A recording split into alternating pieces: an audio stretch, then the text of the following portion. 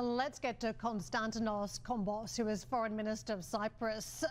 Minister, thank you so much for joining us. We've also seen Cyprus seemingly pulled into the conflict as well.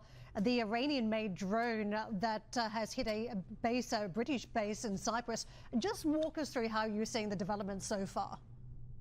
Good morning from Cyprus, and thank you for having me. Look, the situation in the region is becoming even more volatile and difficult for everyone. We are part of the geography, therefore we are concerned about what's been going on. As regards the incident you made reference to, there was a strike, drone strike against the British bases on the island.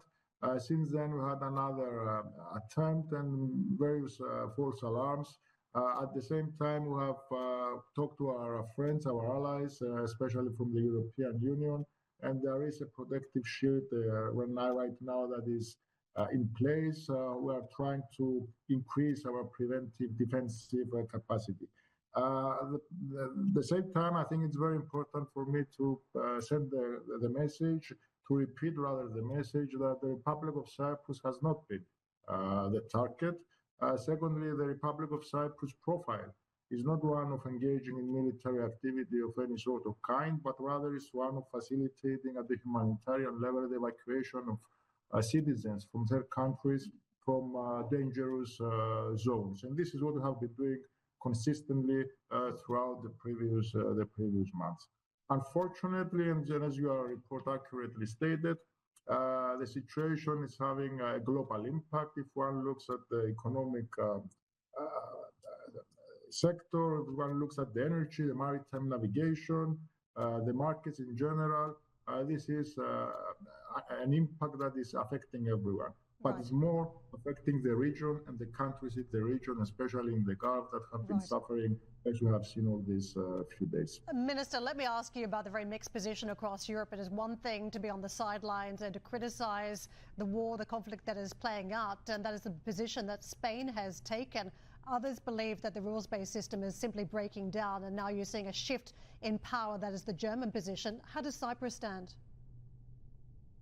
Cyprus, as the presidency of the Council of the European Union, stands firmly behind the position adopted by the European Union, a position that simultaneously refers to the need to adhere to international law and at the same time condemns the attacks against the Gulf countries, the indiscriminate attacks against the Gulf countries. We cannot disassociate ourselves from our European Union membership, our European Union role institutionally these 6 months as the presidency of the Council. But we also have the advantage or the disadvantage, if you like, in these times of being part of this region as well.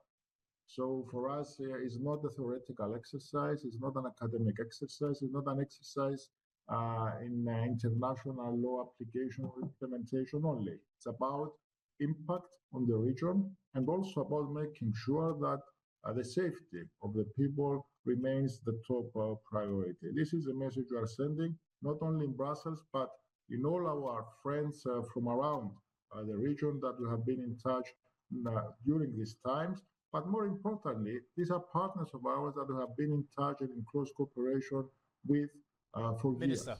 So, please. Thank you, sir. So, how disappointed is your government with, you talk about friends and partners as well, with the flaws that have been exposed in the British military operation in Cyprus? We know there was a very long history and Akrotiri was attacked as well. I know that the British Defence Minister, John Healey, has been in Cyprus to try and smooth over some of the concerns and some of the criticisms as well. Are you disappointed with actually what the British have been able to provide in terms of defensive capability in Cyprus? If you allow me just to make a correction, Akrotiri was targeted as well, you said. Akrotiri was the only target. Secondly, by that fact, which is a fact, one could ask questions as to what went wrong. Third, we have expressed as a government at all levels our concerns, our views, our questions, our surprise, our dissatisfaction, our protest. You can pick the word towards our British counterparts. And right now we are focusing on how we get through the crisis. We cannot disassociate ourselves in relation to what's been happening in terms of preventing any kind of new attacks.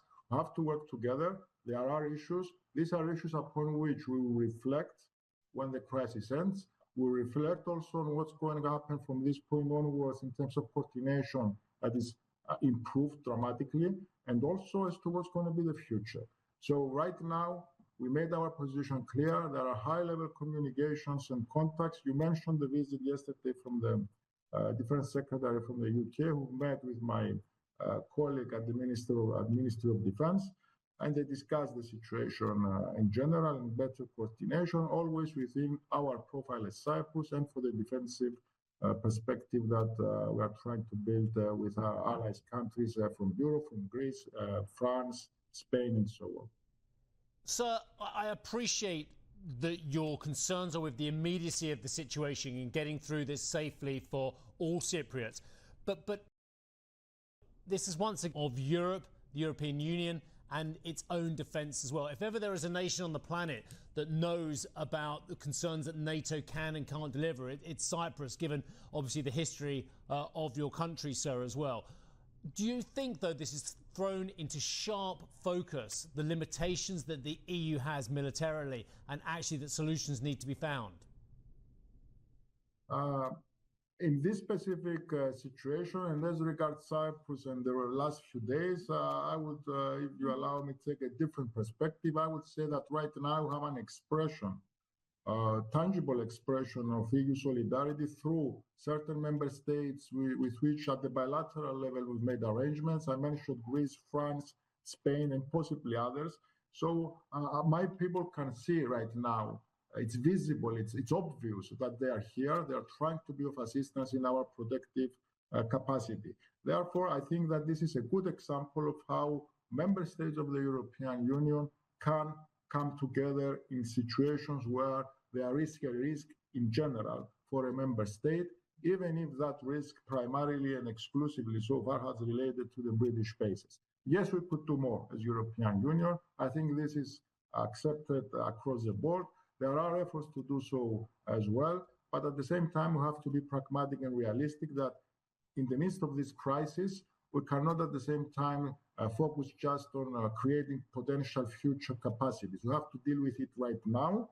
And as Cyprus, we have seen our partners, our European allies, being here with us. Right. It's a good expression of solidarity. Minister, to the point around planning for the future, the target for Cyprus around military spending is 2%, that is below the European average. Is there an argument now? Do you think it's going to be an easier sell to populations about bolstering that spending given the threats we've seen? For Cyprus, it's never been a problem raising this percentage for the simple reason that we are facing at the same time an existential threat for the last 50 or so years because of the Turkish invasion and occupation. So we have all the reasons to be doing that. We have been doing that. What we are doing right now, also, we are recalibrating the approach like everyone else. We are seeing how modern warfare takes place. We are trying to protect ourselves from this kind of dangers. So for Cyprus, it's always been a priority, the defense sector, the defense capacity building. We will be increasing that. We have been doing it consistently. We will be using European plans in place like SAFE and so on. But also, it's a clear commitment from this government that we should be adding to our defense capacity exactly because of geography and also because of the existential threat we have been facing for the last 5 decades or so. Yeah, absolutely. And I remember full well my meeting with your president in Nicosia a few years ago on those very issues. Sir, thank you so much indeed for joining Karen and myself. It's been a real honour to speak to you. Konstantinos Kombos, who is the Foreign Minister of Cyprus. Thank you, sir. Thank you.